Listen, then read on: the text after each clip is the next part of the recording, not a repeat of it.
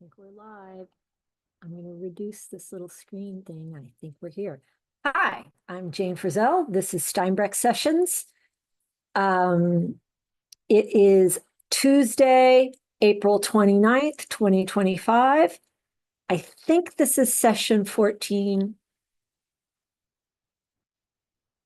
I think it's session 14, but that doesn't really matter. There is a playlist with all of the back sessions, with every week that we've covered so far. And what we've been covering so far is the DNA of riding, isn't it? It's ride your horse forward and set it straight. It's Steinbrecht pages 71 through 75. And before spring break, we left off in the final paragraph of page 74, before we get to the wonderful explanation of vitamin S on page 75.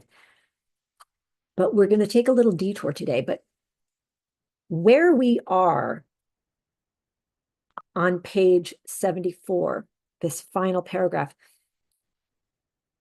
how often does this guy footnote his own self about relative elevation, which we call uphillness, which means that the forehand, the withers become higher than the croup as load bearing on the hindquarters increases. Okay, you follow that? The Germans call it die Aufrichtung. It's relative elevation. And it really is back to front in a realistic world. There are situations that we do take the weight of the forehand to load the hindquarters. This is, I don't quite want to go there. That's like shoulder in. That's what we're doing in shoulder in. But the main purpose of that is to even more greatly load the spring of the inside coxofemoral joint, so the horse can be even more elastic, agile, and strong in his own weight management, in the relationship of the carrying power and the propulsive force, so that the rider trainer can even more precisely combine the effects of those two forces, the carrying force and the propulsive force, in precise ratios and at will. But really, to really think about this in the most sane way, we're not going to be thinking about, oh, I'm going to put the weight of the forehand on the hindquarters. No, that's not how I'm thinking. I'm thinking I am going to develop the carrying power of the hindquarters. And so sometimes I'm going to use the weight of the forehand to develop that even more. I hope I've made that distinction. That is not the point of today's Steinbrecht sessions. Page 74, this bottom paragraph. Listen to this. Since by elevating the forehand and lowering the hindquarters, the rider attempts to obtain a horizontal orientation of the horse's spine, he must also consider the vertical position of his own upper body to be the normal position, so that his upper body always remains over the base of support, in order to more purely and deliberately maintain that the upper body is acting well and in an efficient and useful manner into his own base of support, into the horse's carrying power. I hope you can see what I just said. But this leads me into my segue. We're going to have a detour today. He's going to start talking about the weight of the upper body, and how we use this to straighten the horse, to make his hindquarters more mechanically matched in their use of self and in their power. And he's going to talk about using the weight of the upper body in a lot of this. But there's a huge idea that comes before this. And so we're going to go back to Steinbrecht, pages 34 and 35 in my edition. This is the cover I have. Can you see this? In this edition, there's a newer edition that the pagination is a little different. So this may be page 35 and 36 or 36 and 38. I'm not quite sure how it is in your book, but it's in the section on, I think, the supporting aids. And it's the section on the open seat. Now, why am I bringing this up now? Why am I bringing this up in relation to relative elevation, die Aufrichtung, that the withers are above the croup when the horse is loading himself properly?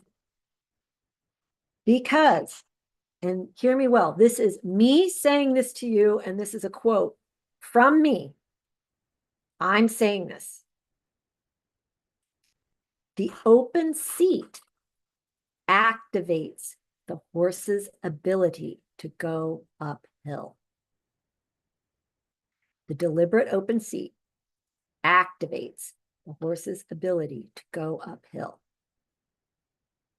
So this idea, I'm saying it to you now, here today.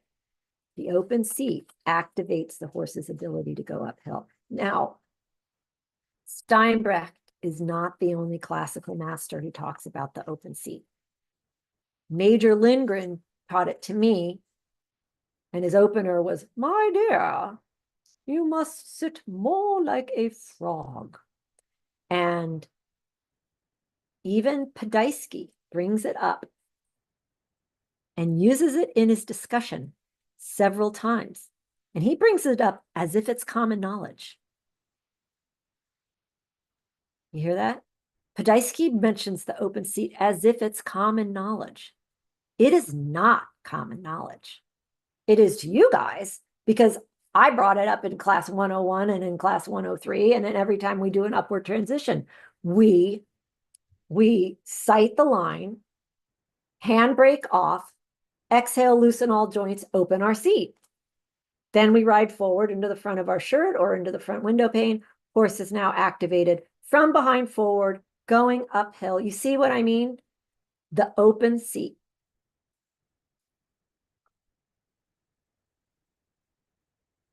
Open seat activates the horse's ability to go uphill. I'm going to read you most of verbatim what Steinbrecht says about it on page 34 and 35. And then I'm going to talk to you a little bit more about it because I want you to think about it. Okay, here goes. Bottom page 34. We will now discuss the supporting aid of the open seat. According to the principle that any body gains in circumference the more it is shortened by compression, the horse, as mentioned before, must broaden its rib cage and flanks when moving in collection because the hindquarter joints have compressed by load, they've closed by load bearing. So that section of the horse is squatting down now. That means his rib cage and flanks must expand. We must give him this space. So as not to interfere, I'm back to Steinbrecht, so as not to interfere with such expansion, but to enhance it as much as possible, the rider must intentionally, underline that, open his knees and thighs when collecting the horse in movements that require considerable lowering and weighing of the hindquarters. Totally logical, right? That is, he must move his thighs away from the horse so that no pressure from these limbs except their natural weight would interfere with the desired lowering and broadening. The main requirement for this supporting aid is that the legs remain in a flat position. The inside of the thighs remain flat just because they're just the weight of them laying there. So that the hips always retain their proper position on the plumb line. Unfortunately, weak riders often demonstrate the wrong seat. Now I'm going to skip ahead and not, that's the fork, that's the chair, that's all the other things. But we've been schooled that the rider's upper body must always remain over the base of support. And he didn't mean that in general. He meant that precisely, as we know. I ride forward into the front of my blouse. Okay, the correct seat, however, and that is the correct seat we ride from. And all of you guys are now a year out from 108. And I have to say, you guys are sitting very well. And I think some people in public are noticing now too. The correct open seat, however, is a fine aid which requires only balance. For this reason, the open seat has an extraordinary effect. The horses, no longer hampered by any hard contact with a rider's tight leg, will feel almost as if in a state of freedom and will therefore work with such lightness and enjoyment as if left to play in the paddock at will. And then he goes on a little bit. I'm going to the bottom of page 75 now. The more the horse develops his skill in lowering his hindquarters to carry the weight, the less the rider will be forced to artificially maintain or initiate the open seat. The horse's strides become steadily softer. The more the horse has his own desire to carry and is managing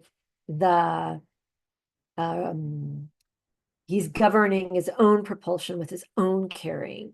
The collected horse, with his broadened flanks, will fill the rider's open legs and open seat, legs here he's meaning thighs, in such a way that they're held in the open position and take up a soft contact. My thighs are just resting by their weight with the horse's body. Now, we all know that I'm gearing up for class 107, which is contact and throughness. That is your contact, you guys. That is your contact. And what I'm saying to you right now is that the open seat also activates the horse's ability to travel uphill. This is why trained riders sit like frogs. And I'm going to show you, I'm going to repeat again one more time where this fits in our activating deliberate sequence of aids and actions for our uphill going horses that are activated from behind. First of all, I sight target destination with my eye. I'm looking where I'm going. My hands go empty. My gloves go empty. The handbrake's off. My seat opens. As it's opening, but it is a separate action, I ride forward toward the front of my shirt. Very gently. Major Lindgren talks about this being the solar plexus, using the solar plexus. Go read what he said. But you guys I've been talking to you guys about this starting in 101, and I really spell it out perfect in 103. So go back and look at that, especially in 103, the chapter or little section on carry, go forward. You can see in slow motion all of these: sight, handbrake off, open seat, horse sits, I go forward, horse goes forward. Now listen to me. My horse can loosen his joints and engage himself without moving or moving more.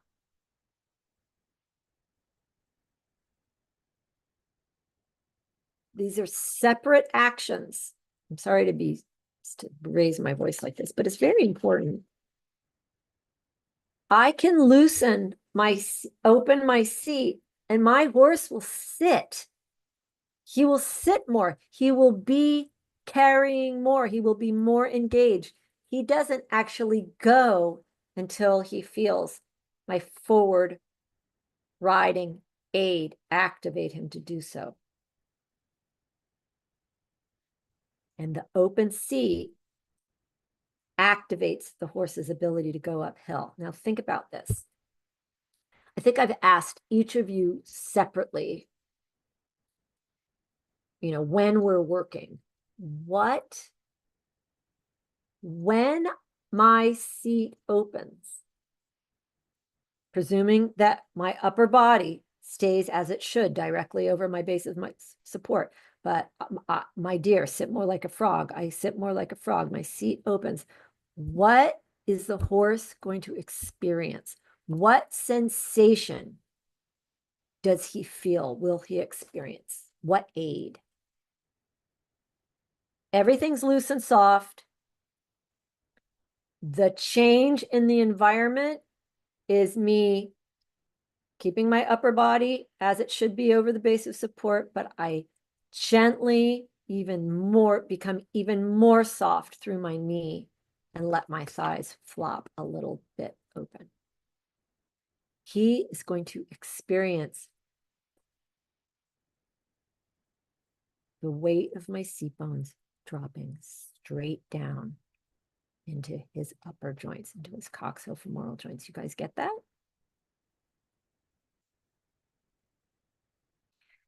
Now, I hope now that you can see why I wanted to flip back to the section on the open seat before advancing us more into this discussion on page 74, where he says, since by elevating the forehand and lowering the hindquarters, the rider attempts to obtain a horizontal orientation of the horse's spine, he must consider the vertical position of his own upper body.